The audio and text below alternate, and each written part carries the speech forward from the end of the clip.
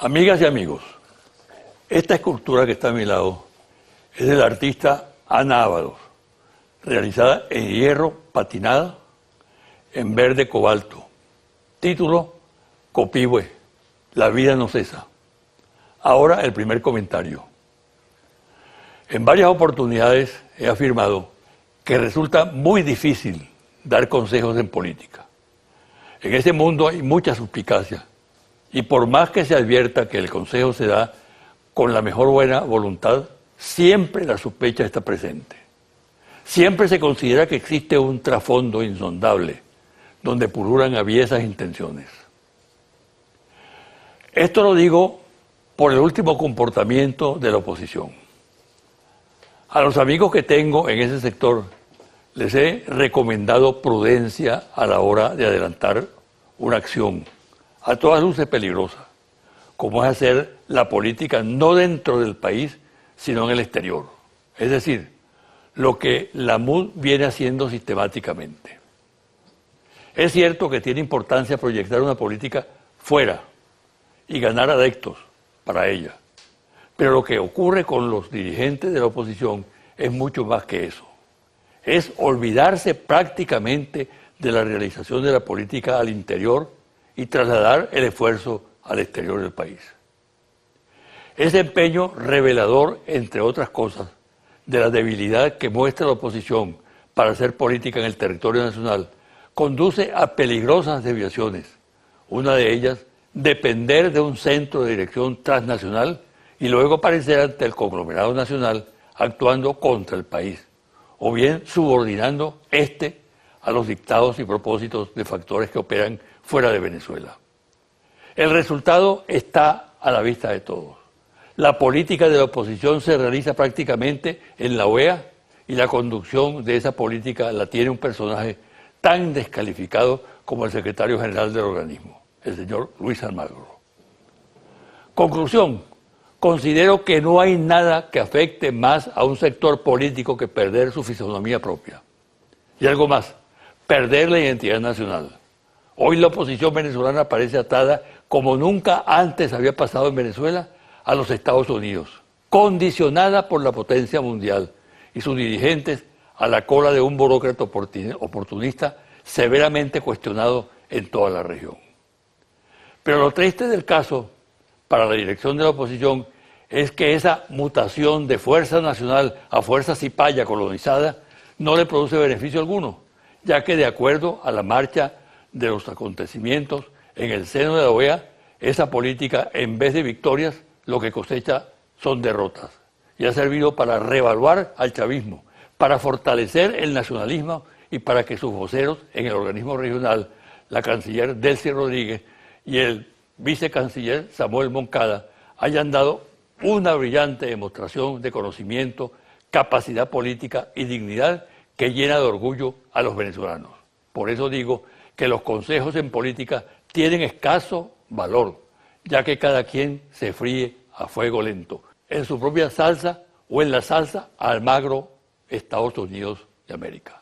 Otro comentario, comillas, el Tribunal Supremo de Justicia garantizará la supremacía y efectividad de las normas y principios constitucionales.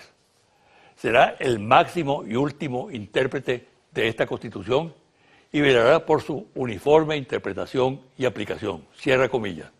Artículo 335 de la Constitución bolivariana. El Tribunal Supremo de Justicia es el poder público que decide acerca de la constitucionalidad o no de un determinado acto. Los ciudadanos pueden tener sus puntos de vista particulares, desde luego muy respetables, pero que no tienen efectos legales. La fiscal general de la República, Luisa Ortega Díaz, opinó que algunas sentencias del Tribunal Supremo de Justicia son inconstitucionales, mientras otros actores opinan lo contrario. Ahora bien, lo que sí es cierto es que la posición de la fiscal es reveladora de la existencia en Venezuela de autonomía de los poderes públicos.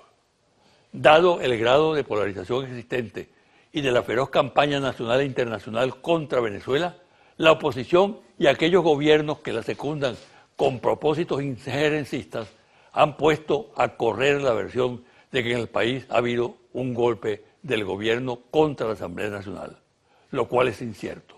La Asamblea Nacional no ha sido disuelta, tan solo que el Tribunal Supremo de Justicia asume sus funciones mientras persista la situación de desacato de ese poder. Decisión esta que fue revisada de inmediato cuando se planteó la diferencia entre el Ministerio Público y el Alto Tribunal de Justicia. Pero la canalla oposicionista, que siempre ha insultado y vejado a la fiscal general, ahora la exalta en una maniobra politiquera que deja al descubierto su pretendida defensa del orden constitucional y desestima la importante rectificación que se produjo, reveladora de que los poderes públicos funcionan en Venezuela y disfrutan de autonomía. Pausa y al regresar converso con el general Jorge Luis García Carneiro, gobernador del Estado Vargas y factor importante en la derrota del golpe del 11 de abril de 2002.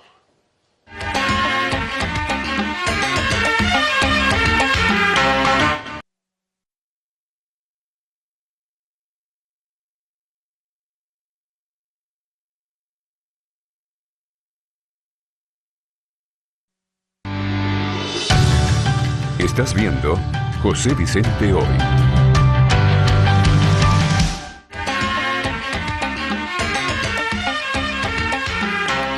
El invitado de hoy, el general Jorge Luis García Carneiro, general en jefe y gobernador del Estado Vargas. Mi invitado jugó un papel protagónico el 11 de abril. De esa fecha se cumplirán el próximo martes 15 años. En un trabajo periodístico sobre el general García Carneiro, se le calificó como conciencia de la lealtad, porque en todo momento asumió con especial don de mando la lealtad que le debía al presidente Chávez. Vamos a hablar de eso y vamos a hablar también de su gestión como gobernador del Estado Vargas. Bienvenido, general. Gracias, doctor. Gracias a Televen. Gracias a usted por haberme hecho esta invitación. Me va a permitir hablarle a los venezolanos, a mi gente, a mi pueblo, a mi estado. Empecemos por su protagonismo el 11 de abril. Usted era para entonces comandante de la Tercera División, con sede en Fuerte Tiuna, y yo era ministro de la Defensa. De ahí que tenemos muchas anécdotas que compartimos casi siempre, ¿no? Sí, señor. Empieza usted con alguna. Sí, el cargo de comandante de la guarnición era el cargo colateral como comandante de la Tercera, que tiene responsabilidades jurisdiccionales en los estados Caracas, Vargas y Miranda. Es realmente la responsabilidad. Y dentro de esa responsabilidad, pues, el sostenimiento del orden público. Una de las grandes tareas que tiene un comandante de guarnición, o en este caso, como se está llamando ahora, jefe de zona o jefe de SODI, es precisamente esa: preservar el orden interno dentro de sus espacios a los cuales se le asigna. Y por supuesto, veníamos de un enero que progresivamente se iba acrecentando el recalentamiento de las calles y se venían acrecentando situaciones que ponían en evidencia un estado alterado en cuanto a orden se refiere. Y es aquí donde yo quisiera mencionar que aparece una orden de repente emitida por Vázquez Velasco, comandante del ejército, que yo tenía que cumplir un ejercicio de campaña a partir del 7 de abril en el sur del lago. Usted sabe muy bien que dentro de la hipótesis de guerra teníamos nosotros responsabilidades de conducir ante un país negro, conducir operaciones de defensa, tomando en cuenta que el sur del lago es una zona, un bolsón que hay que proteger, tomando en cuenta de la necesidad de que si por circunstancia es derribado el puente sobre el lago de Maracaibo, podían quedar nuestras tropas aisladas dentro del contexto general de la seguridad. Hoy, a pesar de que ese puente tiene su artillería antiaérea de protección, siempre se preserva tener vías alternas que podían darle un flujo logístico a las tropas. Ese es un ejercicio. Pero el interés de ellos, de sacarme de la guarnición, era con el objeto de tener los espacios disponibles para actuar a su antojo. Y es por esa razón que yo le manifiesto al general Lucas Rincón la necesidad de que me permita no ir. Le dije, yo no quiero ir a un ejercicio porque estoy observando una alteración en el orden interno y yéndome, pues yo creo que no era lo más conveniente. Él me autoriza, me dice, quédate, yo hablo con el general Vázquez Velasco.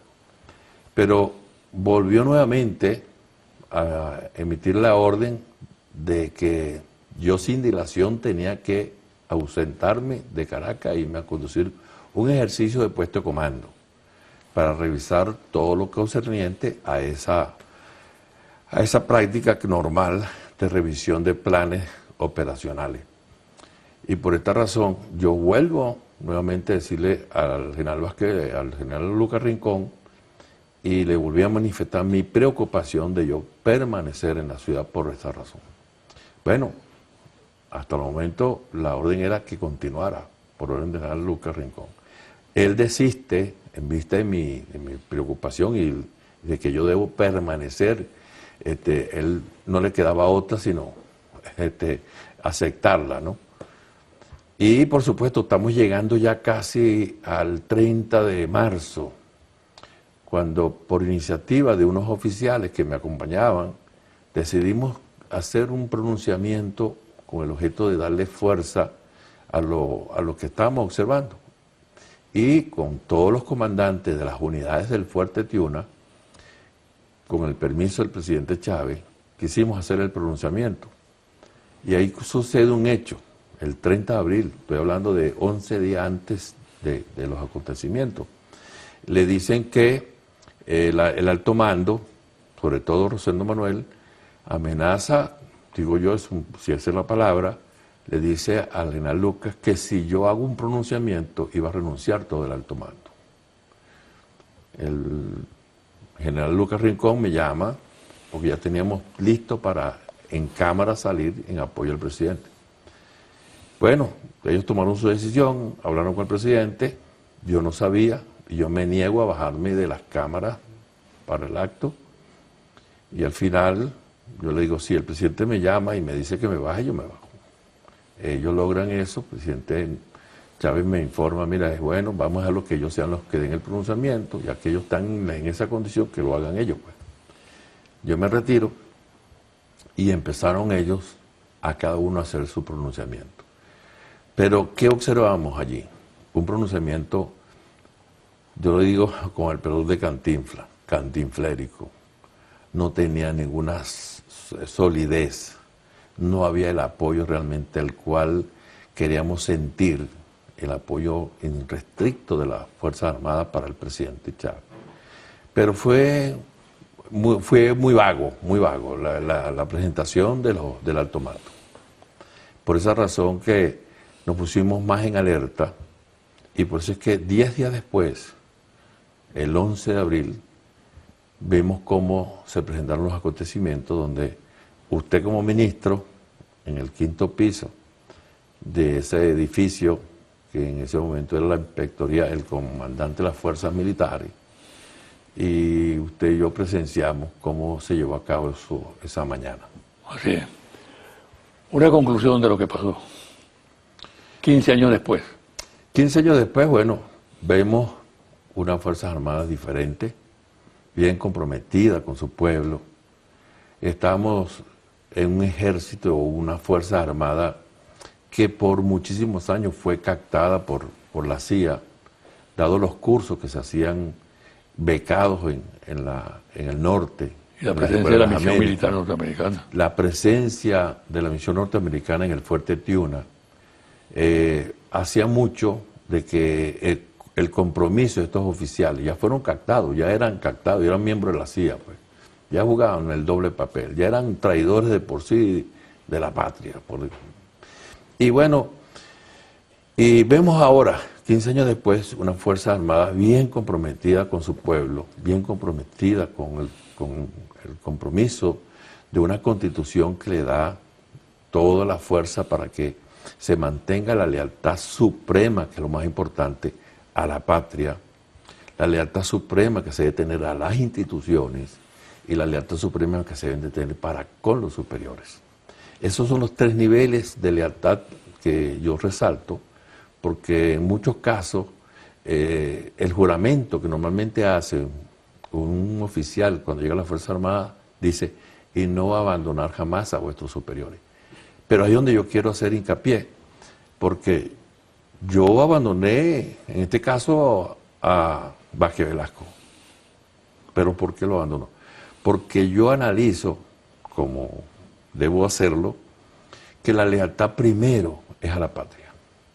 Y cuando yo veo que él se deslinda de la lealtad suprema, yo tengo que apartarlo y buscar la columna que sostiene el país, la lealtad suprema que nos enseñaron por encima de todas las cosas.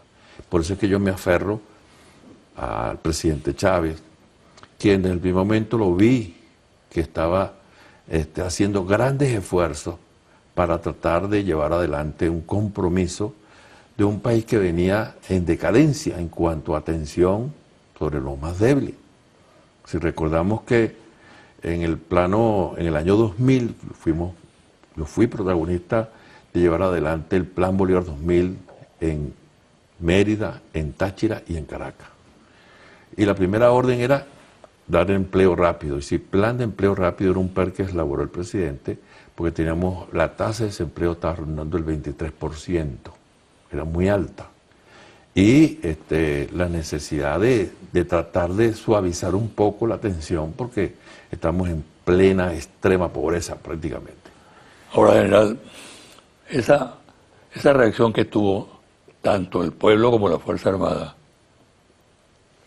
a partir del golpe, que se expresó abiertamente ya el 13 de abril, es una reacción del momento, de la coyuntura, o se puede interpretar que tiene una proyección histórica y que de repetirse un hecho de esa naturaleza se repetiría una reacción con las mismas características. Yo creo que completamente se repetiría con facilidad. Fíjense que el día 11, 12 y 13 no hubo ningún acuerdo entre Fuerzas Armadas y pueblo. Eso nació del alma, nació Espontáneo, sí. Espontáneo. La gente consciente de lo que se venía haciendo, por supuesto, reacciona. Lo bueno es que se consigue con un grupo de oficiales que en verdad, teniendo uno conocimiento de los acontecimientos, le salimos al paso y nos dimos la fuerza, nos abrazamos juntos para, bueno, derrocar un intento de golpe fascista que tenía por encima el compromiso de llevarse por delante a quien sea, como sucedió en esos casos, Puente Llaguno, asesinatos en nuestras calles, sangre, y a echarle la culpa a un gobierno, como tal cual lo vimos en los videos, donde señalaban que el presidente había ordenado asesinar a un pueblo que estaba en contra de su voluntad. Y eso se desmontó después con el tiempo. El próximo martes se cumplen, repito, 15 años de ese episodio, que marcó la historia venezolana, sin duda. Ahora, recordar esa fecha, para mí tiene sentido de que no se puede repetir una experiencia similar. Y como estamos viendo un contexto cruzado por las tensiones en este momento, ¿qué recomendación sugiere usted en las actuales circunstancias? Yo realmente sí sigo insistiendo en que es necesario insistir en el diálogo. Lo que queremos al país, lo que estamos conscientes del compromiso que representa para un pueblo, la paz que debe privar por encima de todas las cosas.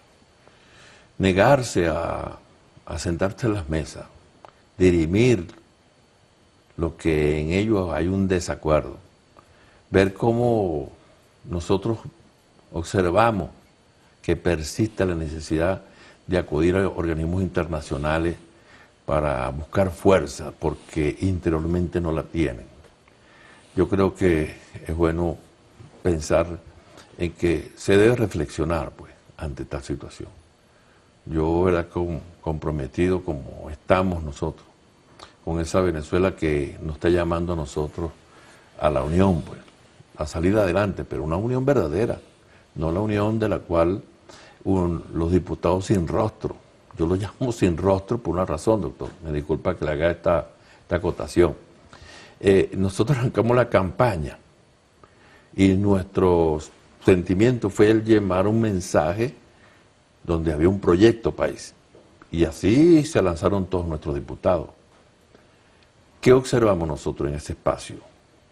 Que no existieron campaña electoral por ningún diputado. Yo no vi ninguna manifestación. Yo no vi ni siquiera el puerta a puerta. Ellos se basaron en que en la guerra sucia que montan contra el país, con el acaparamiento, con el desabastecimiento, con todo aquel juego de una guerra sucia, mediática y asquerosa, que quería quitarle el apego a un presidente, el apego de su pueblo a un presidente, donde realmente está en evidencia cómo buscar la forma de llegar al poder sin hacer esfuerzo, de presentar ni apoyo ni presentar un proyecto país. Y vemos como en el caso de Vargas, allá hay 2 diputados que llegan, pero nadie los conocía. No hicieron campaña. Y lo que pasó en Vargas se repitió en todos los estados. Gente que fueron designados, por ejemplo, en Monaga. Yo conozco un diputado que fue designado en Monaga por un partido de la oposición. Y se negó a ir a Monaga porque él no quería ser diputado de Monaga. Bueno, la sorpresa es el que quedó como diputado. Entonces, ese diputado se sorprende cuando le dan cuando dice que ganó como diputado. Esa asamblea sin rostro es la que tenemos hoy en día. Vamos a hacer una pausa general. Y al regresar, vamos a ubicarnos en el momento presente, ¿no? Y analizar los riesgos que existen y la forma de responder a esos riesgos que están presentes. Al retornar de la pausa, entramos a tocar esos temas. ¿Cómo no, doctor?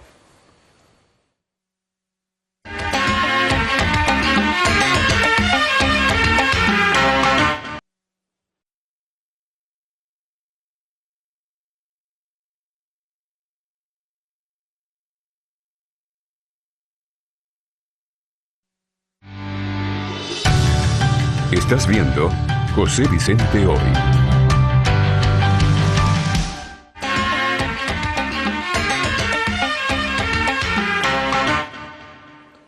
General, el momento que estamos viviendo tiene ciertas peculiaridades. Una de ellas, la dirección de la oposición no está en el país, sino en el exterior. La influencia que tiene la OEA, el equipo de este inefable burócrata que es Almagro, la conexión directa entre la OEA, el Departamento de Estado e incluso el Departamento de Defensa de los Estados Unidos, tiene un peso muy grande sobre una oposición muy disminuida en Venezuela, muy frágil, muy débil. Y por tanto, gran parte de lo que está realizando la oposición está marcada por el signo de la injerencia extranjera. Ese dato existió también hace 15 años, cuando los Estados Unidos hizo actos de presencia, incluso el embajador americano entonces, Shapiro, se presentó a Miraflores a rendirle culto a Carmona, ¿no? Pero, ¿cómo ve usted la situación desde ese punto de vista? Y le preguntaría además lo siguiente: una respuesta del pueblo y de la Fuerza Armada hoy en día sería similar a la que se le dio hace 15 años al golpe contra el presidente Chávez. Sí, bueno, doctor, yo puedo decirle que después de esa experiencia del 11, cuando quedó evidenciado la participación del gobierno de los Estados Unidos contra un sistema que ya nosotros veníamos por muchísimo, por lo menos desde el inicio del comandante Chávez, afianzando esa democracia participativa y protagónica, de la cual nos sentimos orgullosos, vemos cómo lamentablemente hizo mella al comienzo para darle fuerza a un Carmona o a una oposición golpista. Todos los conocimos. Pero yo analizo que el presidente Chávez, cuando se da cuenta de la necesidad de conducir una política exterior que realmente nos puso en evidencia que la OEA dejaba daba a entender de que no estaba cumpliendo con una de las funciones, que en vez de unir los pueblos, lo que estaba provocando es invasión del pueblo. Y por eso es que Chávez habla del CELAC y crea el CELAC, menos Colombia, menos Estados Unidos y Canadá, y dándole fuerza a ese CELAC era para buscar eso, esa fuerza que nosotros debemos tener los países latinoamericanos contra un monstruo, contra un imperio. Bolívar en su expresión y en sus diferentes cartas se lo manifiesta. La UNASUR que crea Chávez era buscar esa fuerza. El ALBA, es decir, la política exterior de Chávez fue más que todo ir en contra de una organización que lejos de buscar la unión de los pueblos, lejos de buscar la fuerza para dar soluciones ante problemas de cualquier tipo, era una institución que se dedicó fue a provocar invasiones. Empezó a sentirse como la institución que iba a utilizar el brazo armado, el imperio, para dominar los pueblos.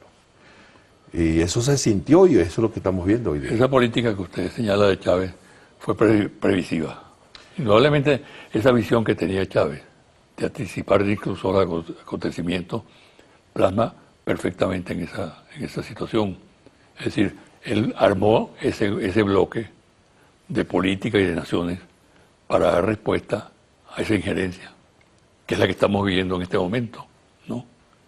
Por eso le pregunto también que si la reacción frente a una aventura que puede ocurrir en cualquier momento, porque hay fuerzas muy, muy poderosas presionando, la reacción puede ser de la Fuerza Armada y del pueblo, puede ser más fuerte que la reacción cuando se produjo el golpe del 11 de abril. Sí, yo realmente, yo que vengo del seno de las Fuerzas Armadas, pues, y sigo creyendo en la fortaleza que ella tiene como institución. Estoy claro de que las Fuerzas Armadas de hoy son una Fuerza Armada bien comprometida con la paz, una Fuerza Armada bien comprometida con un pueblo, comprometida con un gobierno que está basado en la Carta Magna, en el respeto a la Carta Magna. E influencias extranjeras, eso nosotros estábamos claros que podían existir. Ya había hablado mucho de que el camino que nos tocó escoger era un camino difícil, porque nos íbamos a enfrentar contra un imperio. Chávez hablaba de una nave que estaba en alta mar, con todos los vientos huracanados y tormentas eléctricas, pero ese era el camino. Difícil, pero era el camino. Si queríamos una libertad plena, ese era el camino. Ahora, si es que no queríamos, bueno, íbamos a hacer lo que se dejó por allí entrever hace pocos días, íbamos a hacer perros agachados en una alfombra. Yo creo que este es el momento para yo decirle que hay fe y tengo fe en una Fuerza Armada que cada día se siente más comprometida con un proceso, con este proyecto país. Y de aquí vale la pena un reconocimiento a los que ocupan funciones en el alto mando, porque no le ha sido fácil, no le ha tocado fácil. Pero yo desde aquí pues me siento orgullosísimo. Han sido feroces los ataques. Ha sido duro. Sí. Ahora, usted es gobernador del Estado Vargas, ¿no? Yo tengo el resultado de una encuesta de Interlaces, hecha recientemente allí, donde se revela que el 69% de los habitantes de Vargas evalúan positivamente su gestión y que un 49% votaría en el caso de que se plantease su reelección. Estos son datos bien interesantes, ¿no? Creo que eso más o menos se repite en otras gobernaciones chavistas, ¿no? ¿Cómo ¿Cómo ha logrado usted sortear las inmensas dificultades, los grandes problemas que tiene el Estado Vargas? Los ha ido superando para lograr este clima favorable a usted. ¿Cómo se ha manejado como gerente de una institución pública? Sí, doctor, yo creo que hay algo importantísimo, ¿no? Cuando se ocupan cargos y se evalúan los problemas que afectan más a la población y uno los analiza con detenimiento y empieza a darle solución a lo que ya es desconocido por todos. Yo le puedo decir, doctor, que se evaluaron 4 problemas en el momento de iniciar mi gobierno que estaban quejando mucho al guaireño, al varguense, que era la inseguridad, fue la primera, la vivienda fue la segunda, la vialidad era la tercera, la cuarta estaba en el saneamiento ambiental, eran las 4 más relevantes, pero sonaba mucho el problema del agua. 5 problemas que nosotros teníamos que empezar por darle solución a ellos. Y con el equipo de trabajo comenzamos a hacer el esfuerzo para atacar uno que otro. Por decirle seguridad, yo puedo darme el gusto de decir hoy que el Estado está identificado como el Estado más seguro de toda Venezuela. Tenemos un promedio de 2 o 3 muertes por, diría, de criminalidad. 3 en todo el territorio en un mes, a veces tenemos 2, a veces no tenemos ninguno. Y cuando usted analiza una Vargas o una Guaira pegado a Caracas como capital de la República, una frontera con Miranda, frontera con Aragua, con las visitas de sábados y domingos, y esas concentraciones de Semana Santa, Carnaval, diciembre y días festivos, pues nos identifica que estamos acertando con esa política de seguridad. ¿Y en materia de vivienda? En materia de vivienda, nosotros estamos, en estos momentos se han construido 22.000. Jamás en la historia, en 40 años, por lo que hemos analizado, no llegamos a tener más de 300 viviendas construidas en esos 40 años. No llegamos más de 300. Puedo hasta nombrar los urbanismos que se hicieron en esos 40 años. No conozco otro. Entonces, 22.000 fue una buena respuesta. Cuando el presidente Chávez nos manda a buscar terrenos, inclusive terrenos urbanos, que por estado de abandono y por necesidades había que proceder. Bueno, 22.000 compatriotas hoy tienen su familia, su techo. 7.800 han venido procesos de recuperación con Barrio Nuevo Tricolor. Y seguimos construyendo. En este momento tenemos la construcción de unos edificios en María Abajo y tenemos la construcción de 234 viviendas en Los Corales, ya próximo en un estado del 90% de construido. ¿La vialidad? La vialidad era un problema gravísimo porque eran los tráficos que ahogaban, asfixiaban. Se iba para el este, lo que era el tráfico en el puerto de La Guaira.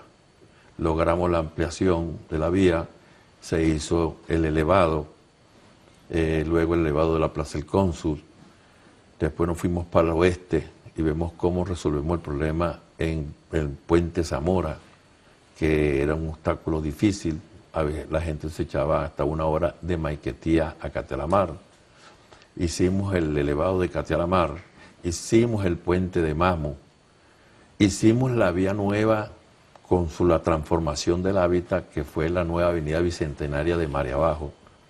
Es decir, que le buscamos 2 entradas importantes a la Catelamar, que estaba asfixiada en una sola.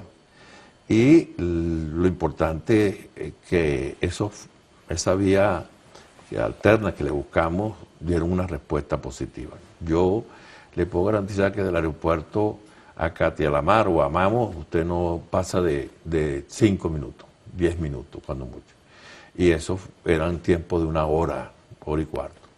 Pero también tuvo que ver mucho con la captación de tomar en cuenta una buhonería que estaba en plena ciudad, en plenas calles, fueron recogidas, hicimos un mercado comunitario, se ubicaron 667 personas que antes eran buhoneros, como yo los llamo, como búhos, y se pasaron a ser pequeños comerciantes con trabajos dignos, porque ahora podían cerrar sus negocios, abrirlos, y tener baños, tener aseo, tener restaurantes, y ya eso le pone una condición diferente.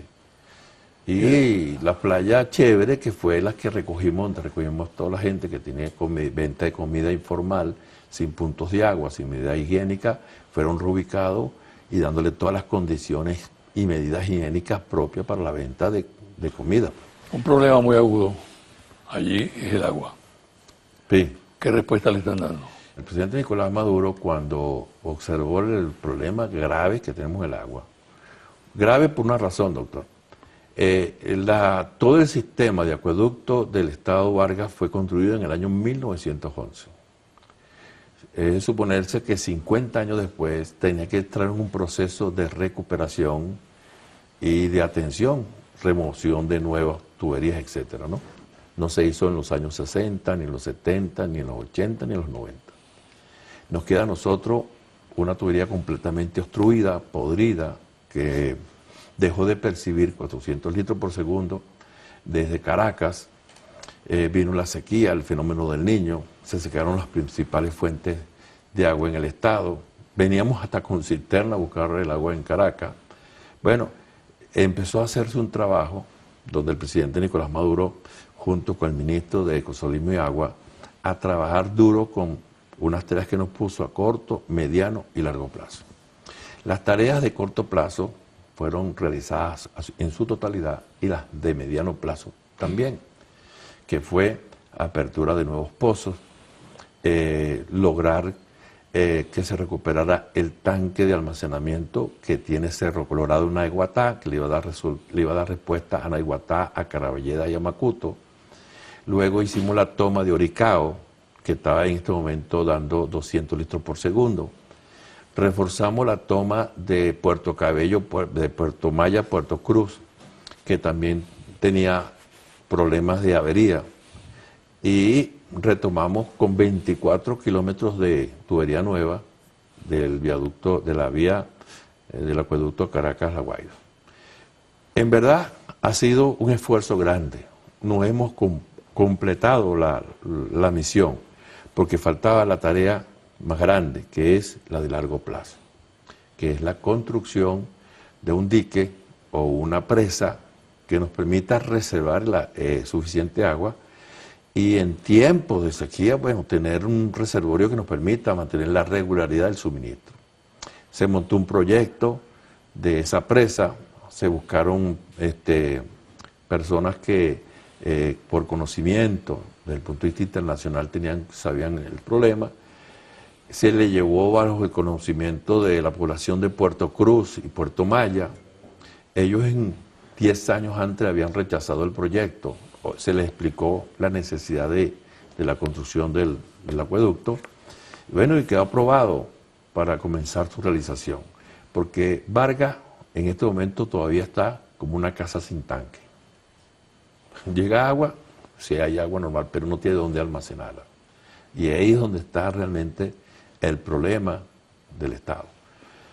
Yo, con el proyecto ya en la mano, y el presidente con toda la disposición, apenas sobrepasemos el problema económico, como es el bajo de los precios del petróleo, yo estoy seguro que vamos a emprender ese compromiso de llevarle adelante la presa de La Guaira del Estado Vargas, que es la que nos va a resolver definitivamente el problema.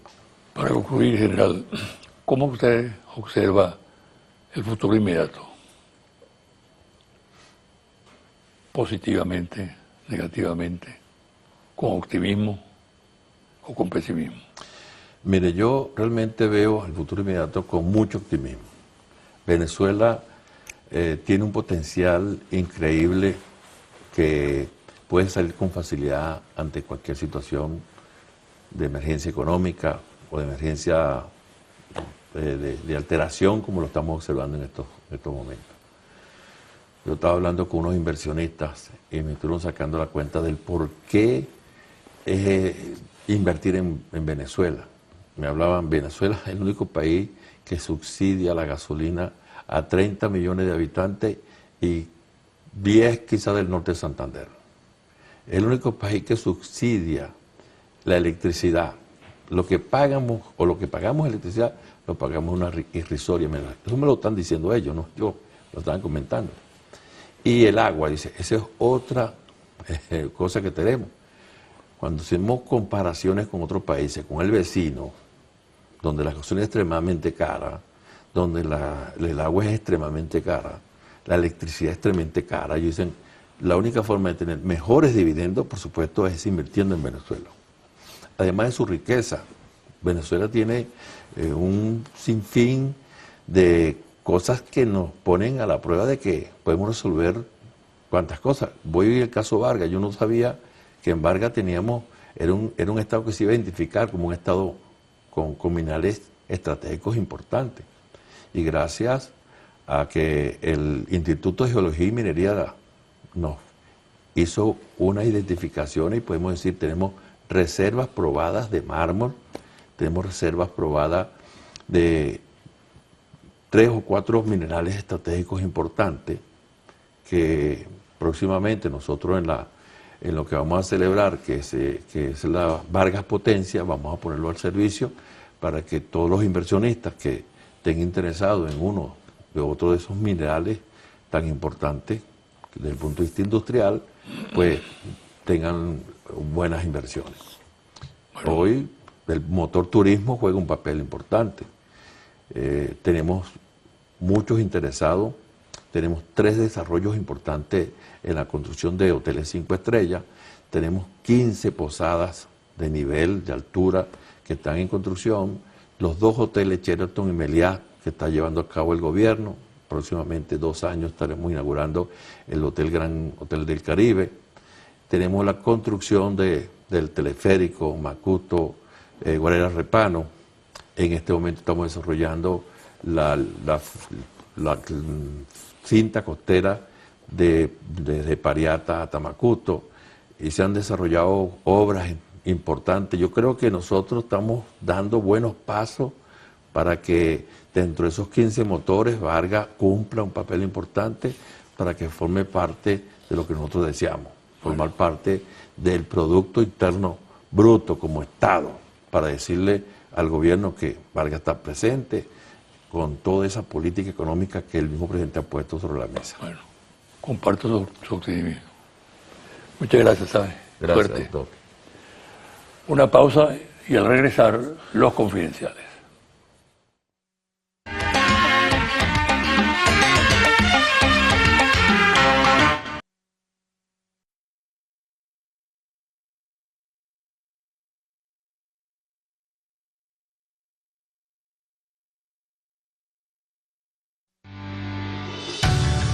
Estás viendo José Vicente Hoy.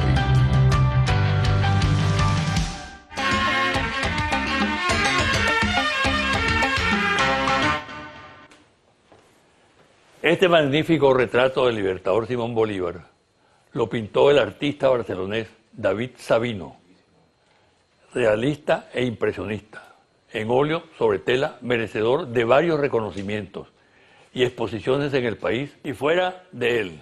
Y ahora los confidenciales. ¿En qué se parecen los candidatos presidenciales de la derecha? Tienen muchas afinidades ideológicas, como es lógico. Se parecen mucho por el lenguaje que emplean, generalmente vacío y lleno de improperios, pero tiene una afinidad más consistente. No reconocen los resultados electorales cuando son derrotados. Venezuela recuerda la actitud que asumió el candidato de la derecha, Capriles Radosky, cuando compitió con Nicolás Maduro. Reaccionó violentamente cuando el Consejo Nacional Electoral informó del resultado favorable a Maduro, y esa reacción provocó víctimas humanas y destrucción de instalaciones públicas. Ahora se repite el mismo comportamiento. Guillermo Lasso, candidato de la derecha, desconoce el resultado de las elecciones y amenaza con desatar la violencia. Quienes conocen Chile, su historia, las luchas sociales que se han librado en esa nación y también experiencias tan dramáticas como el derrocamiento y muerte del presidente Salvador Allende, sorprende la actitud de su canciller Heraldo Muñoz y de la presidenta Michelle Bachelet en el caso venezolano. Ambos han asumido, sin duda de manera coordinada, una actitud ambigua, a ratos o abiertamente favorable a la conjura que hay contra Venezuela. La posición fijada por la representación chilena en la OEA es similar a la que mantienen gobiernos derechistas de la región. Por consiguiente, resulta insólito que políticos con experiencia que vivieron en carne propia las terribles consecuencias de la campaña infame contra el gobierno de Allende, que culminaría con el golpe de Augusto Pinochet, adoptan ahora una posición que los coloca al lado de los responsables de la tragedia chilena. Las mentiras que entonces difundían los medios de comunicación y el cerco económico que tendieron la derecha y el gobierno norteamericano en nada difiere de la ofensiva desatada actualmente contra el gobierno legítimo y democrático de Nicolás Maduro. De ahí que resulte insólito que el gobierno chileno asuma la línea política que se expresa en sus declaraciones oficiales. ¿Cómo calificar esta actitud? ¿Compromisos innombrables o simple cobardía? Mark Tober, vocero del gobierno norteamericano, declaró lo siguiente, comillas, Estados Unidos no apoya la expulsión de Venezuela de la OEA, cierra comillas. Y agregó, no en este momento. Por cierto, un amigo ante esa declaración me manifestó, comillas, ¿por qué no nos retiramos antes del organismo regional? Cierra comillas. La Comisión por la Justicia y la Verdad, cuya creación se hizo por ley publicada el 24 de noviembre de 2011 en la Gaceta Oficial para sancionar los crímenes, desapariciones, torturas y otras violaciones de los derechos humanos por razones políticas en el periodo 1958-1998, acaba de presentar un exhaustivo informe titulado Contra el silencio y el olvido. Su presidenta, Luisa Ortega Díaz, fiscal general de la República, entregó el documento en acto público caracterizado por la emotividad. Conviene señalar que a diferencia de lo que ocurrió con quienes ejercieron el cargo durante la Cuarta República, negligentes y responsables de gran parte de la tragedia, Ortega Díaz ha destacado por su perseverancia en la defensa de los derechos humanos, no solo en la etapa punto fijista que investigó la comisión que ella preside, sino durante la etapa de los gobiernos bolivarianos. El resultado plasmado en el informe es impactante, porque revela cómo en el marco de una democracia representativa se cometieron innumerables violaciones de los derechos humanos y se empleó por primera vez en la región la sórdida figura del desaparecido. Un breve resumen en materia de víctimas que contiene el informe. La comisión recibió 1.387 denuncias de violaciones de derechos humanos y examinó 16.630 expedientes. Investigó 16.000 nombres de víctimas en los archivos de organismos policiales y militares del periodo 58-98. De igual forma, se logró precisar la identidad de 10.071 víctimas, de las cuales fueron asesinadas 459 y otras tantas sufrieron desapariciones forzadas. Se logró además la ubicación y exhumación de los restos de numerosas personas desaparecidas. Por consiguiente, se trata de un trabajo monumental, por cierto ignorado por los grandes medios de comunicación, por su rigor y objetividad comparable a otros como el informe Sábato y el informe Rating en Argentina y Chile. Ojalá que esta investigación que recoge el informe sirva para acrecentar el respeto a los derechos humanos, cualesquiera sea el gobierno de turno en Miraflores. Confidencial al cierre. Monitor País, Interlace, Confidencial Reporte Ejecutivo. Ficha técnica, 1.580 entrevistas directas en hogares en todo el país, del 15 al 29 de marzo de 2017. Resultados. Simpatía por los partidos políticos.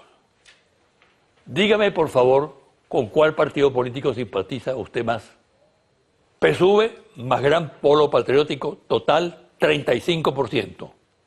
Acción Democrática, 7%. Voluntad Popular, 7%. MUT, Unidad, 6%. Primero Justicia, 6%. Un Nuevo Tiempo, 1%.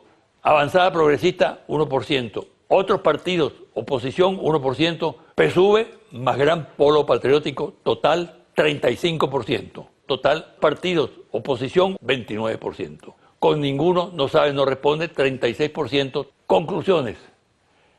El PSUV sigue siendo la principal fuerza política, social y cultural del país. Y por tanto, con capacidad de restaurar los respaldos necesarios para su continuación y fortalecimiento. Acción Democrática y Voluntad Popular se consolidan como los principales partidos de oposición, desplazando a Primero Justicia.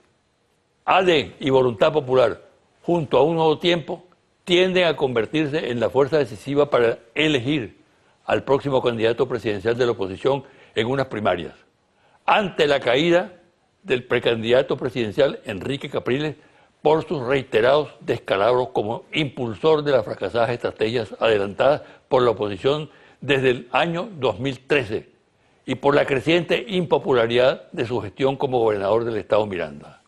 Hasta aquí el programa de hoy. Me despido hasta el próximo domingo a las 9 de la mañana por este su canal Televen.